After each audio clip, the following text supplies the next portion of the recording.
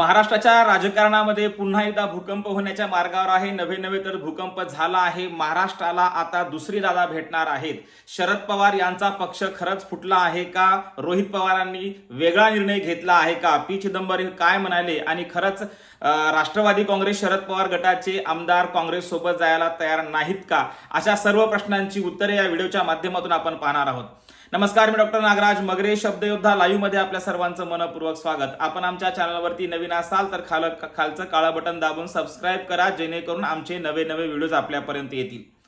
तर मी सांगत होतो की महाराष्ट्राच्या राजकारणामध्ये भूकंप अटळ आहे, नव्हे तर तो झालाय असं म्हणायला काही हरकत नाही। कारण आपण पाहतोय की गेल्या 3-4 दिवसापासून डिलिमिटेशन बिलासाठी भाजप ही खरं तर या सगळ्या खटाटोपाला कारणीभूत आहे। कारण भाजपला आणि एकूणच मित्र पक्षाला डिलिमिटेशन बिल आणायचं आहे आणि मग अशा पार्श्वभूमीवर खासदारांची गरज आहे। आणि याच्यात आपण पाहिलं असेल की ऑपरेशन टायगर झालं, उद्धव ठाकरे यांचा पक्ष पुन्हा फुटला, 6 खासदार बाहेर पडले, आता वारी आलेली आहे खरं तर शरद पवार यांच्या पक्षाची। परंतु शरद पवार असं होऊ देणार नाहीत असं वाटलं होतं, परंतु रोहित पवार यांनी स्पष्ट सांगितलं की शरद पवार साहेब जर एनडीए सोबत गेले तर मला माझा वेगळा मार्ग निवडावा लागेल आणि तशी तयारी सुरू आहे असं अनेकांचं मत आहे।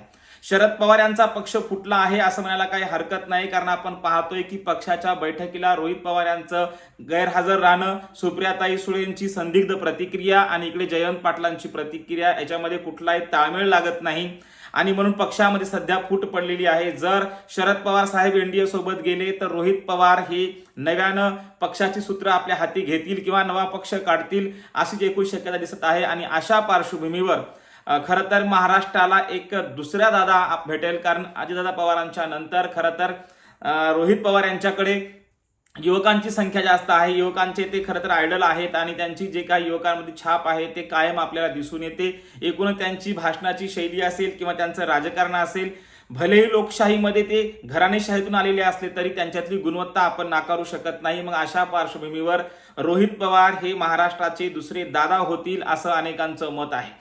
आणि याच्यातून आपल्याला दिसून येतं की काँग्रेस सोबत जाण्यासाठी शरद पवार यांच्या गटातले काही आमदार तयार नाहीत, तर एनडीए सोबत जाण्यासाठी खरं तर काही आमदार तयार आहेत। म्हणजे उभी फूट आहे शरद पवार यांच्या सोबत, ते एनडीए सोबत जातील, खासदारही एनडीए सोबत जातील, कारण 10 पैकी 9 खासदार इच्छुक आहेत एनडीए सोबत जाण्यासाठी। मग अशा पार्श्वभूमीवर एक खासदार घेऊन किंवा काही आमदार घेऊन रोहित पवार आपला नवीन पक्ष स्थापन करतील का, हा देखील प्रश्न आहे। कारण आपण पाहतोय की रोहित पवार यांचं युवकांमधलं जे काही काम आहे आणि जो संपर्क आहे तो दांडगा आहे, त्यामुळे महाराष्ट्राला खऱ्या अर्थानं नवे दुसरे दादा भेटणार अशी चर्चा दिसून येत आहे। कारण रोहित पवार हे एनडीए सोबत जाणार नाहीत असं त्यांनी स्पष्ट सांगितलं।